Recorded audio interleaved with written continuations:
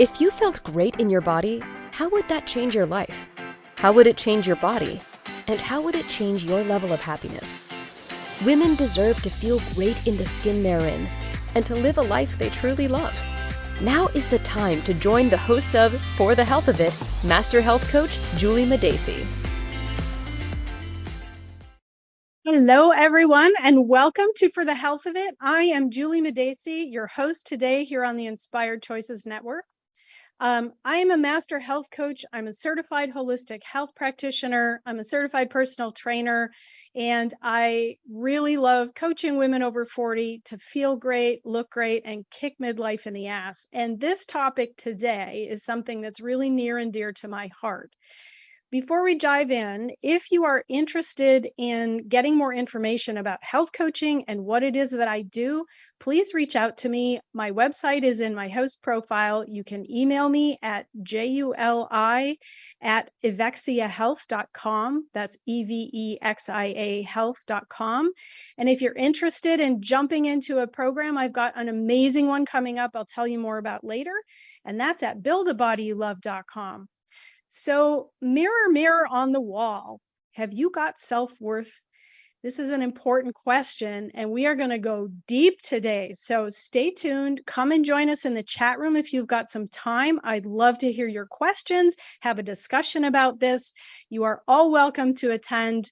And so the reason this is important to me, every advertisement you see regarding a diet or fitness product is telling you there's something wrong with you, and only this thing is going to fix it. And we buy into the belief that if I lose those however many pounds, then I'll be happy. And we keep doing the programs and trying the products over and over, feeling like we're failing, but it's actually those products and programs that are failing us. And when you decide that you want to do one of those, you are supporting a $78 billion diet industry, and they are creating customers, not solutions. So what they do is keep you stuck and unhappy and continuing to look in the mirror and not like what you see. So, and what you see in the mirror, who you see in the mirror can have a profound effect on everything in your life and your health, much more than I think you might realize. So your sense of self-worth underlies everything you do, and it affects the decisions you make, it affects the relationships you have, it affects your ability to take care of yourself and your body. So I'll ask you, what do you see when you look in the mirror? What do you say when you look in the mirror? If you're like a lot of people I talk with, the first thing you do when you look in the mirror is you look at whatever that body part is or body parts are that you're not happy with.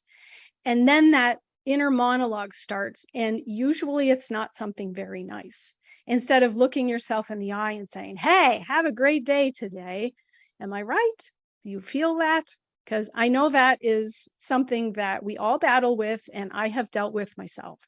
So again, the way you view yourself affects everything you do in your life. Women especially have been taught to tie a lot of their worth or their sense of self-worth into the number they see on the scale. And other things as well, of course, your clothing, your hair, but we're always looking at these superficial things, and it's completely backwards.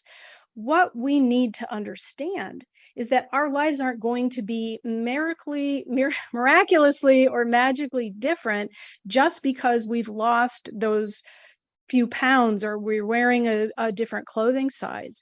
Because if you don't like who you see in the mirror today, that's not going to change when something superficial happens. And it's also one of the reasons why people get addicted to plastic surgery. They don't like who they see in the mirror. And when they get the plastic surgery, they still don't like who they see in the mirror. And so it isn't the superficial things that change us. And there is some research actually that says about 80% of women are unhappy with their body. Think about that, 80%. I have yet to meet the women who are happy with their body. We all have things we want to change, but it doesn't mean we have to turn into that bully that just says all of these terrible negative things to ourselves all the time. And when we do that, we actually are harming ourselves, because every thought we have releases neurochemicals in our brain. And those neurochemicals can be health supporting, or they can be health damaging. And so the more we repeat those thoughts over and over, especially the negative ones, the more harm we're actually doing to our body. And you know what that feels like when someone is yelling at you and berating you, how it feels. You just feel smaller and smaller, or you get angry. Either way, it's a very negative experience. And I think a lot of us can relate to some of those trauma patterns from back in our childhood. Everyone had a bully in the family or in their school or somewhere that they had to learn how to deal with that. And especially in those formative years, when those things get repeated, we internalize them, because we don't have another point of reference to say, wait a minute, that isn't true. And especially if it comes from people who are older than us, like our parents and other relatives. And so it's important to remember where some of those things come from. And if you do have a negative body image after years of repeating those erroneous beliefs about you, because you are an amazing human being, but we're going to talk about that later. A negative body image actually can create a disordered relationship with your body and with food, and therefore disordered eating.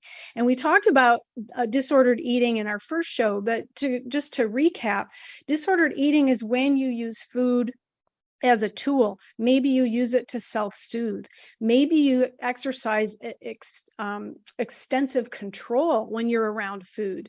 And so you start to deprive yourself of certain things as kind of a punishment. And you start to look at food as something that is uncomfortable, that brings up emotions inside of you whenever you feel that tension.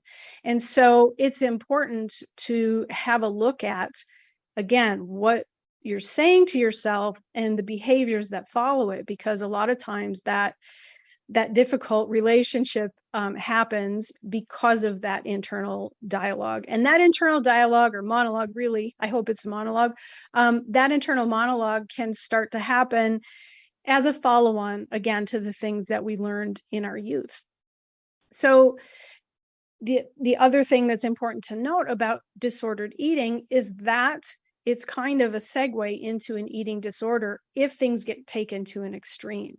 And it's one of the reasons why you see women who are stunningly beautiful continuing to criticize themselves. It's the explosion of anorexia and bulimia that happened when there was all this pressure on women to be rail thin like the models they saw on the walkways, on the catwalks. And it's a very sad thing to watch happen to someone, because once you have those thoughts in your head, it becomes difficult to turn them around if you don't have someone to help you climb out of that hole.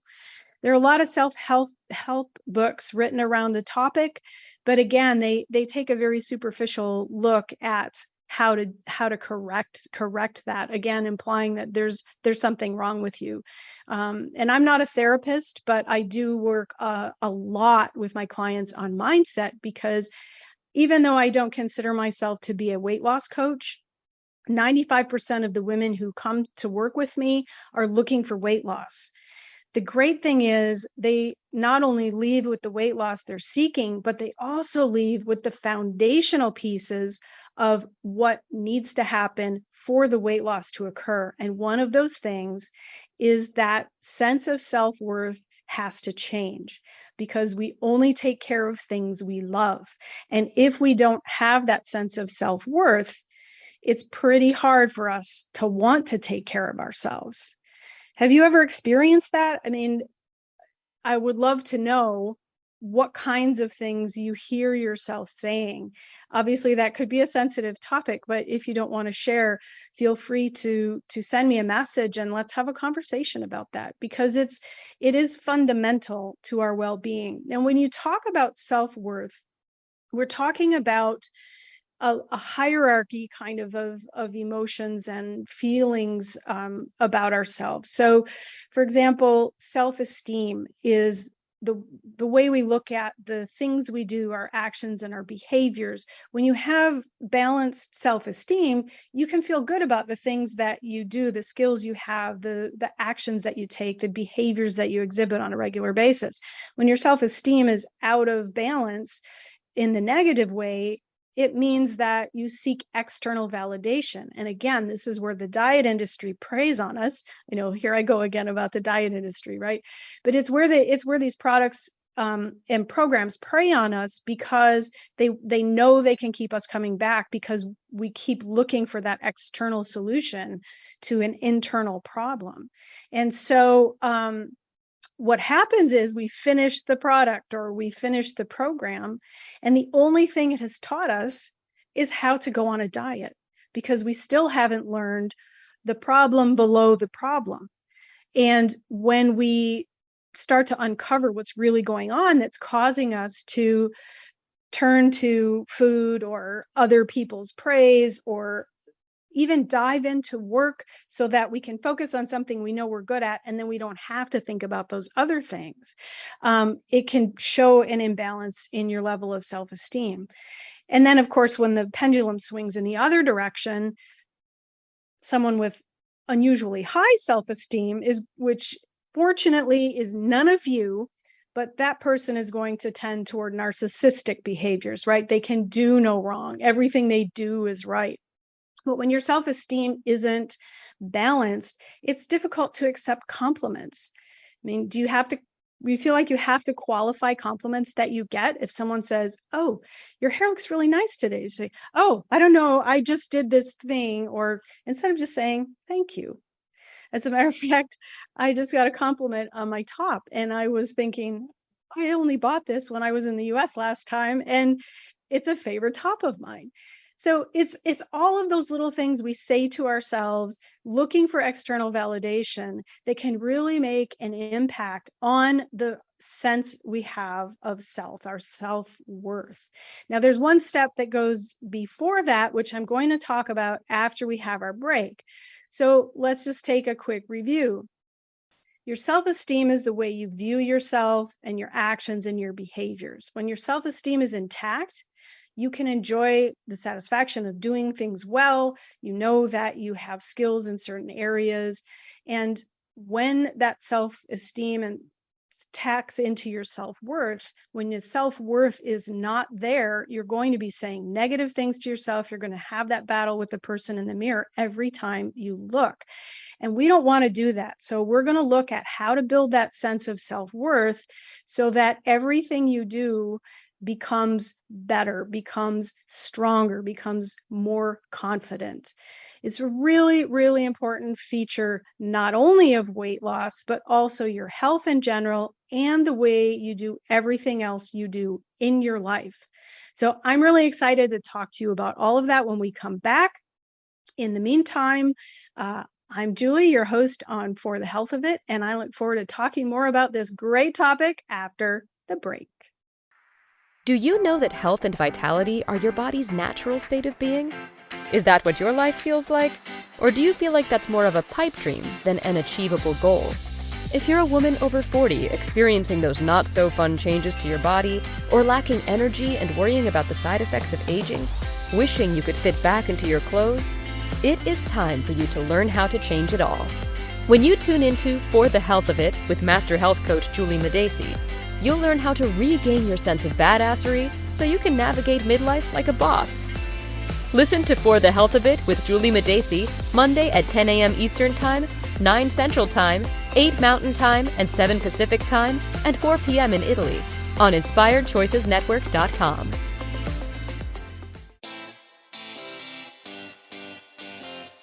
Are you a subject matter expert? Are you here to share your expertise with an audience waiting to hear from you in only the way you can deliver? Are you ready to have your voice amplified across the airwaves? Inspired Choices Network has a global radio platform streaming to millions of people across the world. Professionally produced and supported by an accomplished team every step of the way, you can broadcast from anywhere in the world, knowing your voice matters, and we ensure it is delivered with ease and efficiency. Eager to hear your message, the world awaits. Contact us today to become an Inspired Choices Network radio host. Email becomeahost@inspiredchoicesnetwork.com. This is For the Health of It with Juli Madacey. To participate in the program, join the live studio audience in our chat room at inspiredchoicesnetwork.com. You can also send an email to julie@evexiahealth.com. That's JULI@EVEXIAHEALTH.com. And now, back to the program. Hello, welcome back to For the Health of It. I'm your host, Juli Madacey. We're here on the Inspired Choices Network, and we are talking about mirror, mirror on the wall, got self-worth. So in the first part of the program, we were talking about how self-worth underlies everything we do. And our sense of self-worth is really critical to our health. The thoughts we think, the things we say to ourselves can actually produce health-harming neurochemicals if we don't keep an eye on what that is that we're saying over and over and over. Did you know that you have, the numbers vary, but it's between 50 and 70,000 thoughts per day. And those thoughts are about 80% the same from day to day. So when you're having those negative thoughts, when you're having those negative conversations with yourself, when you're berating yourself and letting your inner bully take over, that's a whole lot of repetition. And that's one of the reasons why it's so difficult to change that internal monologue, to change that feeling about yourself. And it's one of the reasons that drives us to diet in the first place.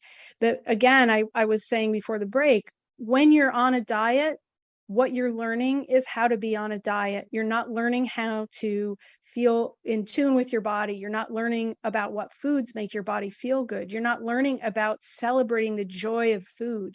You're not learning about how amazing it feels to move your body. And you find that you punish yourself, and food and exercise can actually become a punishment. Have you ever heard yourself say, oh, I was so good today, I can eat this, or I was so bad today, I ate that, I have to go spend another extra hour at the gym? It's really common. We all do it because it's how we're taught. And when we continue that negative language with ourselves, it has a big impact on our body image, that person we see in the mirror. And women attach their sense of self-worth to their body image. And so those two things are so greatly intertwined. And so we've talked about all the superficial things that go into creating this negative body image, creating this low sense of self-worth. And now I want to talk a little bit about the internal pieces of that, because this is where the magic can happen, right?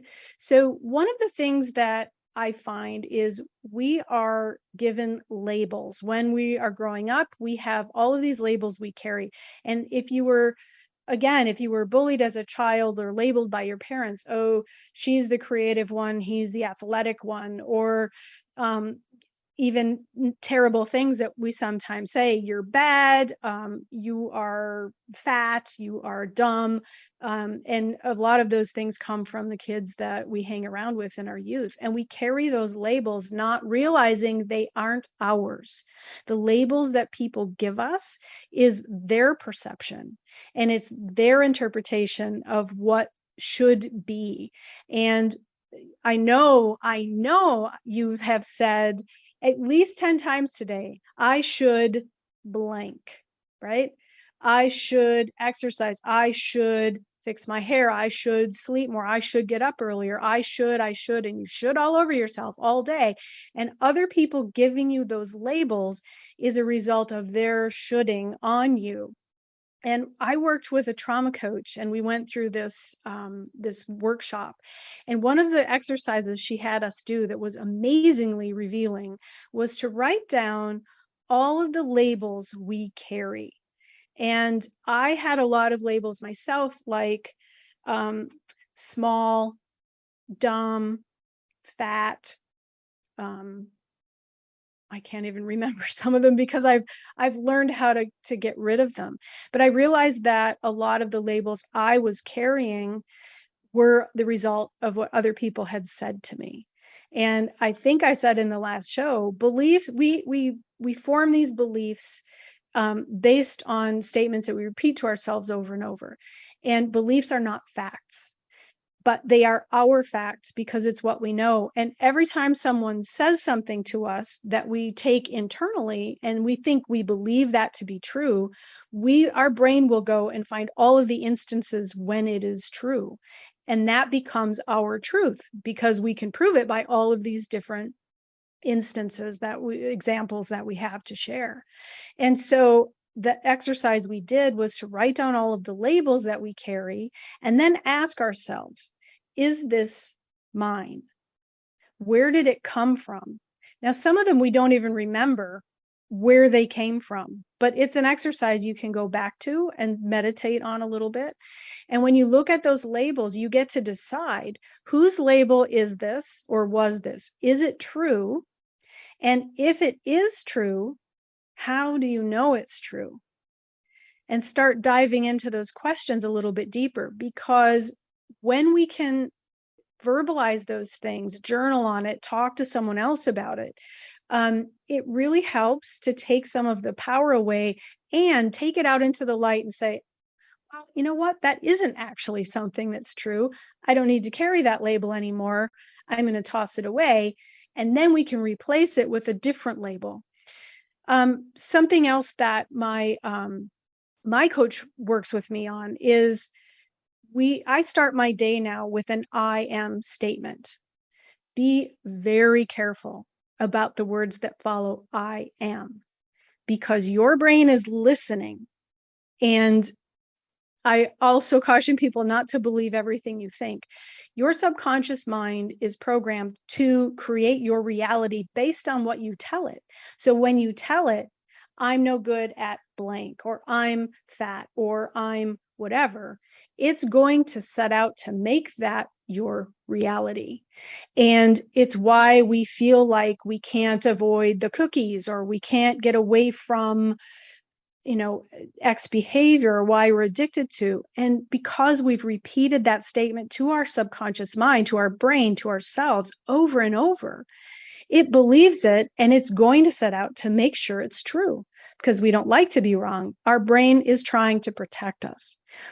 The other thing is, even the most confident person still has self-doubts. They still have fears. They still deal with these things on a regular basis.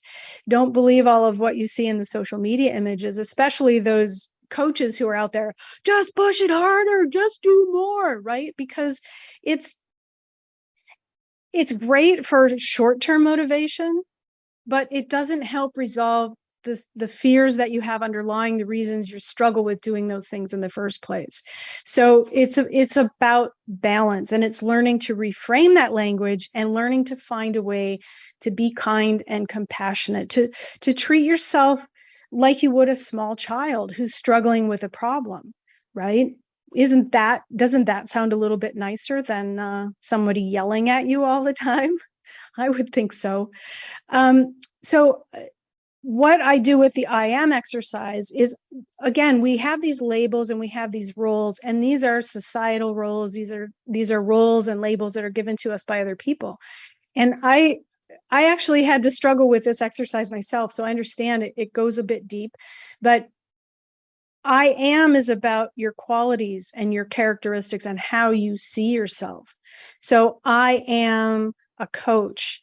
One of my favorite words is badass. I'm a badass. I am passionate. I am a motivated speaker who helps people change their lives. You get to make those statements, but decide what you want to be and use that in that I am statement. And when you start feeding those things into your brain on a regular basis, it's going to have something new to believe.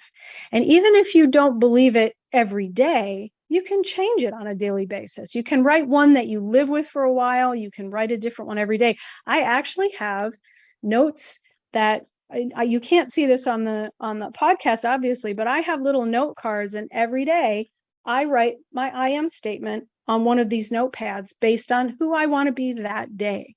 You get to choose. And it's a really powerful exercise.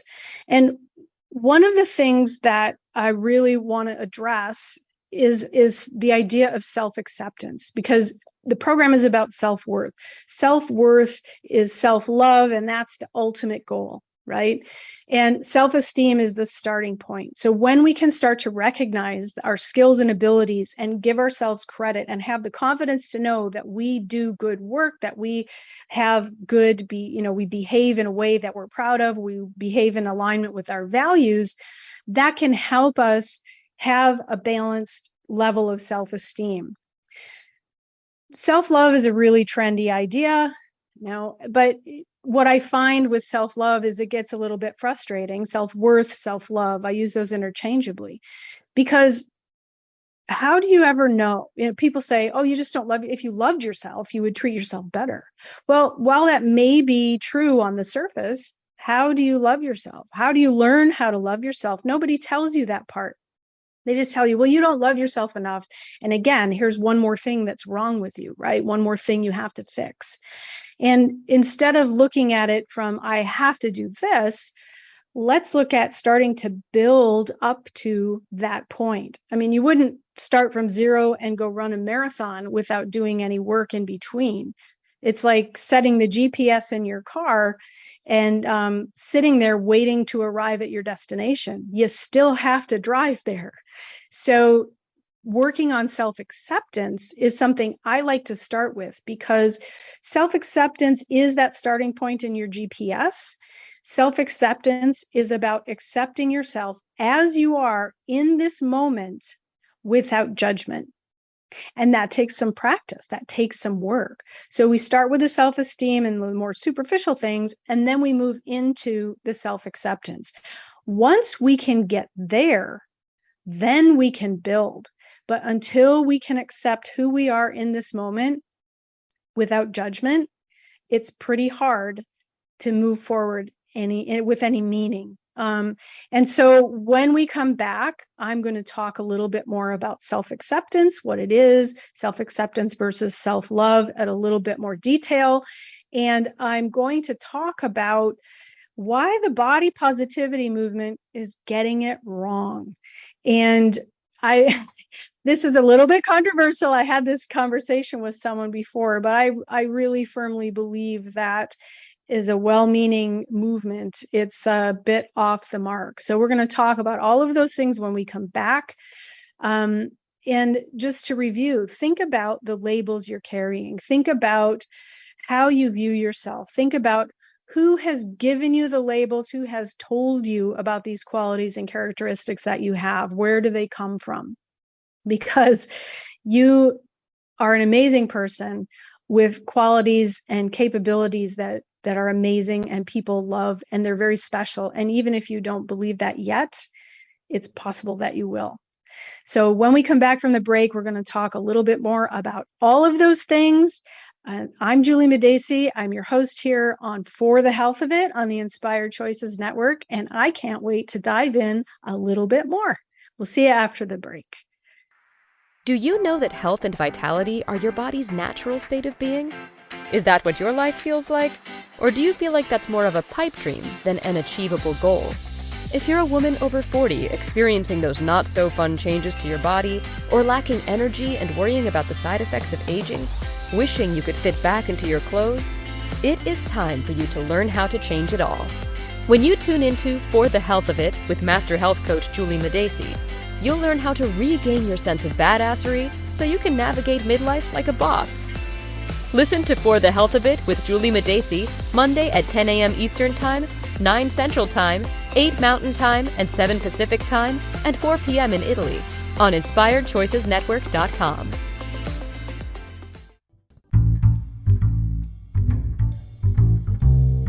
How wonderful would it be to carry your favorite Inspired Choices Network host with you throughout your day? Well, now you can. Inspired Choices Network now has its very own mobile app. Our free app offers live streaming shows, along with thousands of podcasts and TV episodes. Our shows cover a wide variety of topics. Whether you're waking up with us, carrying us through the day, and taking us to bed with you, we're always here for you to enjoy. We're easy to find. Just search for Inspired Choices Network in the Apple App Store or Google Play Store. This is For the Health of It with Juli Madacey. To participate in the program, join the live studio audience in our chat room at inspiredchoicesnetwork.com. You can also send an email to julie@evexiahealth.com. That's JULI@EVEXIAHEALTH.com. And now, back to the program. Hey, everybody, welcome back. We are here on For the Health of It, and I am your host, Juli Madacey. Look, if this is a topic that is near and dear to your heart as well, if this is self-worth is something that you are struggling with yourself, I encourage you to get in touch with me via email at juli@evexiahealth.com or check out the 6-month program I've got coming up. It's at buildabodyyoulove.com. We dive deep into this work, and it's one of the things that makes such a huge transformation possible when my clients go through it. And even if you're not sure about it, let's just have a conversation and make sure it's a right fit for you, because the truth is we only take care of things we love. And as I said earlier in the program, your sense of self-worth underlies everything you do, every aspect of your health, the way you value yourself, and we only take care of things we love. So it's time to start working your way there, especially if you're not quite there yet. And I'd like to also give you one caveat. A lot of the things I talk about specifically weight loss, because as I said, that's the reason that most of my clients come to work with me. But the truth is, these things, these principles I talk about are applicable to every aspect of your health, because it's much deeper than just food and exercise. Your health encompasses a lot of different areas in life, and we're going to talk about that next week. So let's dive back into the idea of self-acceptance. And you know, when we were in the last segment of the show, I talked about the I am exercise.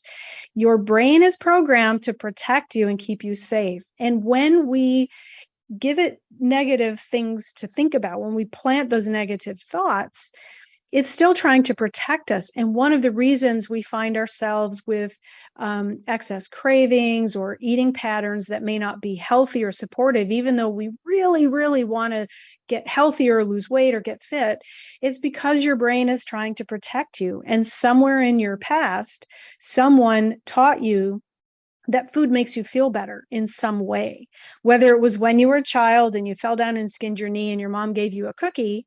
After a couple of times, you learned that cookies make you feel better. And those patterns are planted in the subconscious mind, but we can change those thinking patterns. We can create new habits. We can learn how to blossom into the person we were meant to be, because it's already in there. Coaching is amazing because it doesn't give you necessarily new things, gives you new tools to use, but it doesn't create a new you. It uncovers the you that has always been in there. And that's the work I love to do with the women I work with. So when we come to self-acceptance, this getting to a point of self-acceptance, as I said, is accepting yourself exactly as you are in the moment and not judging anything. It doesn't mean you don't want to make changes or you don't want to improve something. It just means that you can say, that's okay. This is what is today. And I have the power to change it tomorrow if I decide to, or I have the power to change it right now, because you can, even if you've just polished off a whole box of cookies, I don't know why I keep saying cookies. I don't even like cookies. But if you've just polished off a whole box of cookies, you can take the next healthy step. You can go for a 5-minute walk. You can drink a glass of water. You can do something to put in some happier, healthier thoughts into your body. The other thing I will say is that when we cannot accept ourselves as we are, when we're judging ourselves, bullying ourselves, and we're chipping away at our self-worth, we actually can cause depression and anxiety, because those things affect us on a very deep level. And that's why self-worth is so important. So the diet industry, I know, here I go again, but the diet industry doesn't want you to accept yourself. They want you to buy their products. They want you to buy their programs. They want you to keep coming back. It's almost like an addiction. We have to look for the quick fix, because all of these promises, the products and the programs and all these promises are for instant results. And we see other people allegedly having these results. And totally off topic, but I actually know some coaches whose actual client before and after photos were stolen and used in some diet advertisements. Okay. So I am seriously telling you, you need to stop looking at that stuff, because it's just going to make you crazy. So self-acceptance is not something that the diet industry wants you to have, because it means they're going to lose your business. It's a long-term investment in you. So self-acceptance, enough, I on and on about this, but it really is the starting point for your GPS. And I made some notes, because I looked up self-love in the thesaurus, and I just wanted to see what it said. And it came back with egocentricity, narcissism, vanity, pridefulness. And I thought, really? Apparently, that's what self-love is perceived as being equivalent to. When I looked up self-acceptance, it came back and said, did you mean self-importance? So these ideas, I think, sometimes have a bad rap because they're so badly misinterpreted by the mainstream.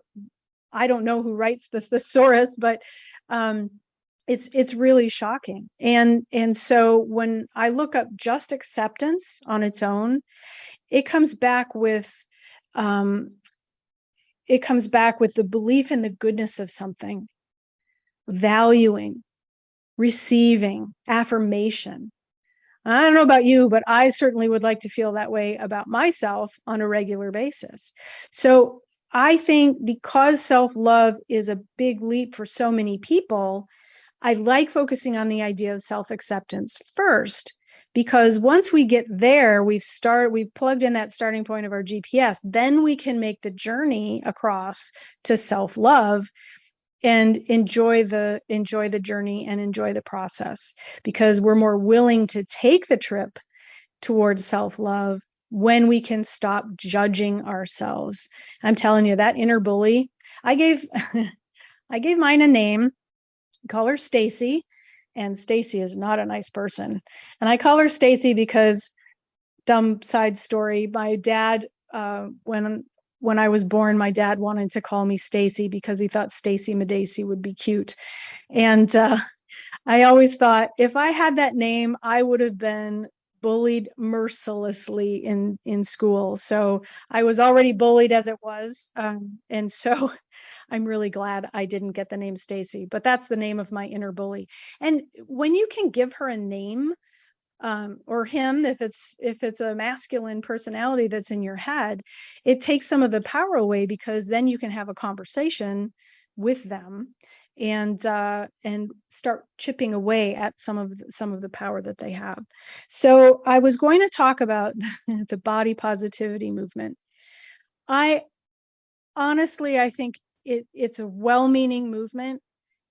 We should accept people as they are. We should accept people for being human beings, incredible human beings. Everyone has a gift to offer. Everyone has special talents. Everyone has a uniqueness about them that brings richness into the world. And so the body positivity movement, in the sense of not shaming people for the way they look, I think is a fabulous idea. But as with so many things, we've taken it to extremes. And now we're promoting body positivity in women and men whose bodies are really unhealthy. I want them to be happy in their skin. I want them to love themselves. But I have seen people encouraging on social media really unhealthy behaviors so that they can maintain an overly large body because they're proud of their size. Awesome if you're proud of your size, but you also have a responsibility to take care of your body. This body that you have is the car that you have to drive, your soul has to drive around in while you're on this earth. Whatever your religious or spiritual affiliation, or if you don't have any religious or spiritual affiliation, it doesn't matter. We know that the mind and body are separate things. And so we get to drive around in this body while we're here on earth. It's our responsibility to take care of it. It's our responsibility to maintain it. And when we don't, it isn't only our lives and us who are affected. It's all the people around us. It's a tremendous cost on the economy. It's a tremendous cost on our loved ones. It's a tremendous cost on our quality of life and our ability to share the amazing gifts we have. And I know, when you don't feel well, it's pretty hard to be out there and going and giving the best of yourself. And so I feel like the body positivity movement, while well-meaning, has taken things a bit too far because it's still focused on the external part. It isn't focusing on the internal gifts that we have and our responsibility to maintain good health. And so I really encourage people to think about, what do you want from your body and what do you want to see when you look in the mirror? Do you want to see a healthy, vibrant, amazing person who shares their gifts and is the best version of themselves? Or do you want to see someone who's worried about the size of their clothing or who's worried about the number on the scale? For me, I really prefer the former. And so when we get to this certain age, sometimes our bodies don't end up looking the way we want them to, or the way we think they should look, or maybe the way they used to look. I had this conversation with another client, and she's in her late 40s now. She's had children who are grown. She has a very, very busy job, and she lives with multiple family members in her household. And she said, I just want to get back to the way things were in my 30s. And I thought, well, that would be great. What's different about your life now? Well, I have a kid and he's going to university, and my in-laws are living with me, and I have this busy job. And said, so how can this life squeeze into that one? Right? So it's about taking a more realistic view of what's actually possible, but also appreciating this is where I am now, and what is healthy to me, what is attractive to me, what is the best of me is probably going to look a little bit different now because I have different experiences. I have different wisdom. My body is in a different phase of life. My whole life is in a different phase of life. And so it helps when you can get to that point of self-acceptance. It helps to be able to look and say, okay, this is what is, and what is okay. And then you can decide based on what is, what's possible. And sure, lots of things are possible. You could go back to that body you had in your 30s if you can quit your job and you can work out, with a personal trainer 5 days a week, and you can have a diet of steamed broccoli and boiled chicken. And is that really worth the cost?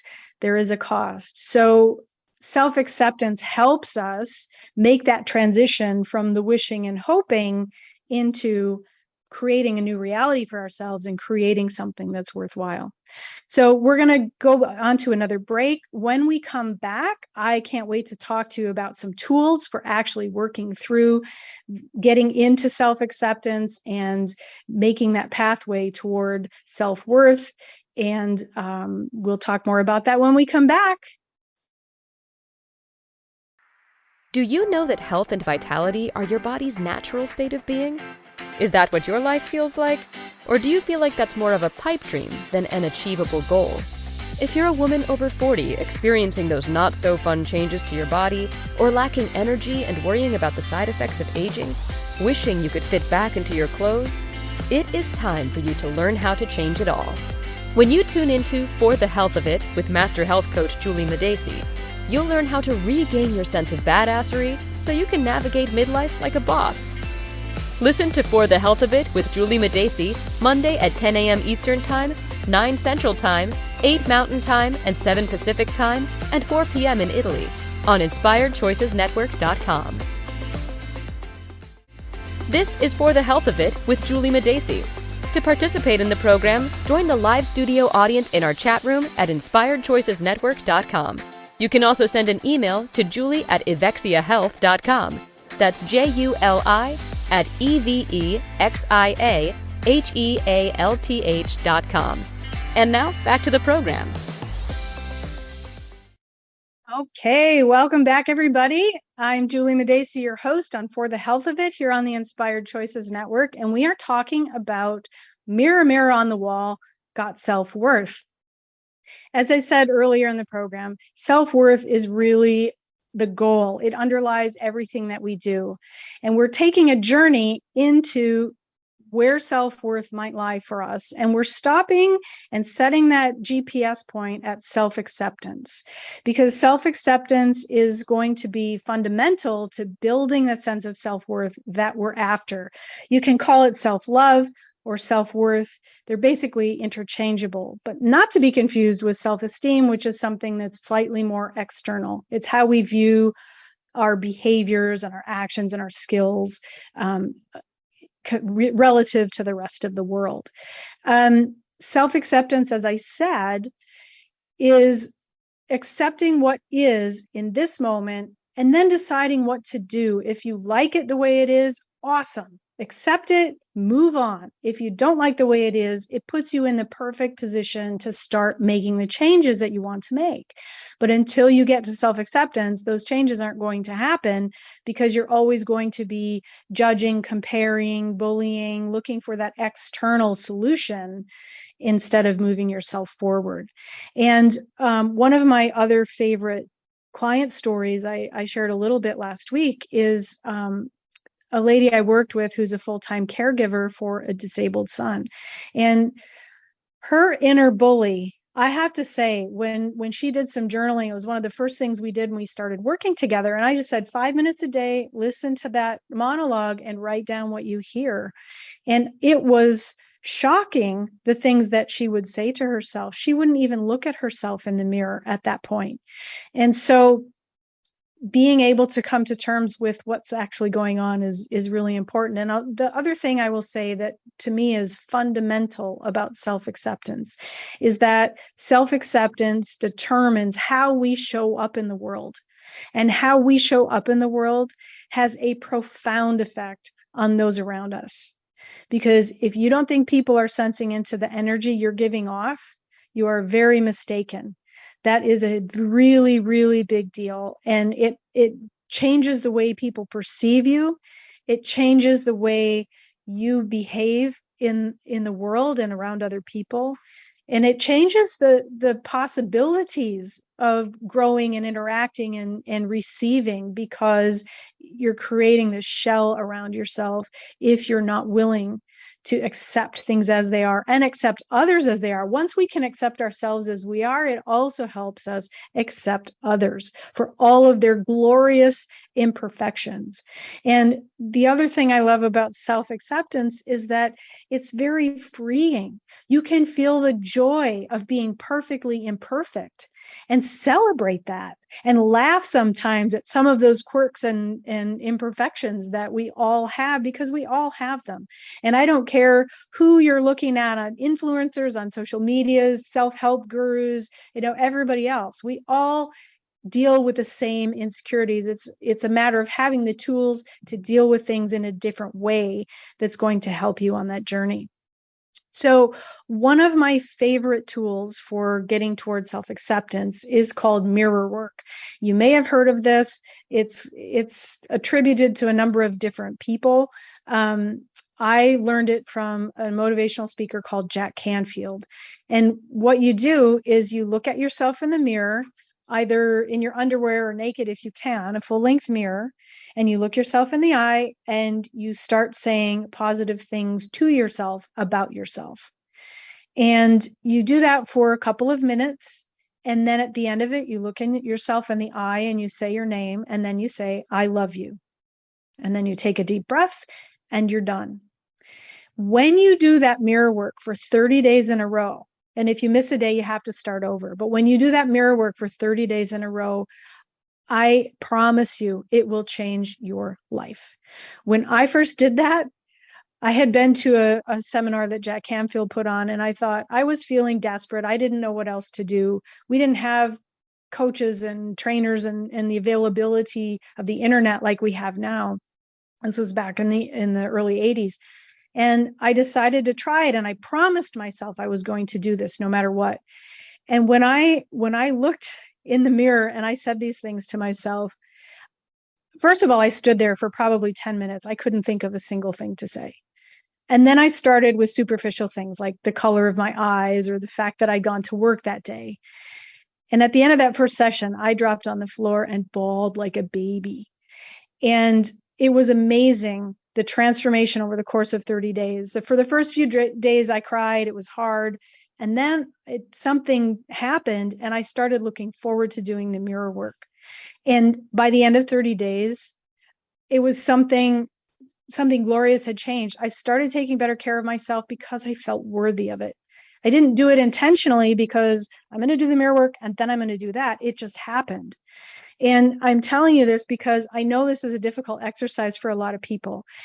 If you don't feel ready for the mirror work, then I would recommend journaling first and writing down 3 positive things about yourself every day. If you can do that every day for 30 days, it will change your relationship with who you are. So I've covered a lot of ground here. We've talked about self-acceptance. We've talked about self-worth. Starting with self-acceptance is going to get you where you want to go. And if you can make that your ultimate goal for now, it's an amazing place to start because it will take you very, very far.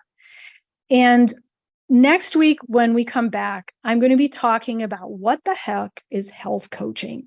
And that's another question I get, because why would I talk about this topic if women are coming to me for weight loss? Health is about a lot more than food and exercise. Health is about a lot more than what you weigh or the size of your clothes. And we're going to talk about all those different dimensions of health and well-being and what health coaching can do for you. So again, if you are interested in doing some work together, I would love to welcome you into my 6-month program called Build. We can build a body and a life you love living in. And that is buildabodyyoulove.com. You can get in touch with me on email, and that's juli@evexiahealth.com, evexiahealth.com. And I would love to have a conversation with you because you are so worth the time and energy and effort and so valuable, and the world needs your gifts. And so the world needs to be able to get the best of you. And one of the ways you can do that is by working with a professional coach who will help you arrive at that point for yourself. It's not about being on a diet. It's not about going through yet another program. It's not about finding that magic pill, because they just don't exist. So stop looking outside and start looking inside. And sometimes that work is hard to do because we have a lot of blind spots, and working with a professional will help you uncover those, or at least take them out and show them to you so you can find them again. I love doing these shows because I love to talk about these things. I'm very passionate about it, and I have a lot of stories to share. The last one I'll share is when I worked with another client in this program. She actually said to me, I've learned how to set boundaries for myself now. I've learned that I'm worth spending the time on, and I'm a much better person to be around for the rest of my family. She said, I used to do everything around the house. I never asked for help. I never asked for support because I figured that made me not a good mother. That made me not a good wife. And then I realized we all share the house. We all share everything that we do together. And it's important for other people to pitch in too. And when she started getting to that point of feeling good about herself and who she was, she said, this is the way I want to live. This has changed my life. This is what I want for other people as well. And that is what I want for you. Give the world the best of you, not what's left of you. I'm Juli Madacey. I am here to help you with your building a body you love living in and the lifestyle to maintain it. I can't wait to see you next week. Have a great week. Thank you for joining. Thank you for listening to For the Health of It with Juli Madacey, Monday at 10 a.m. Eastern Time, 9 Central Time, 8 Mountain Time, and 7 Pacific Time at 4 p.m. in Italy on InspiredChoicesNetwork.com. Until then, remember, you can build a body you love living in, one small step at a time.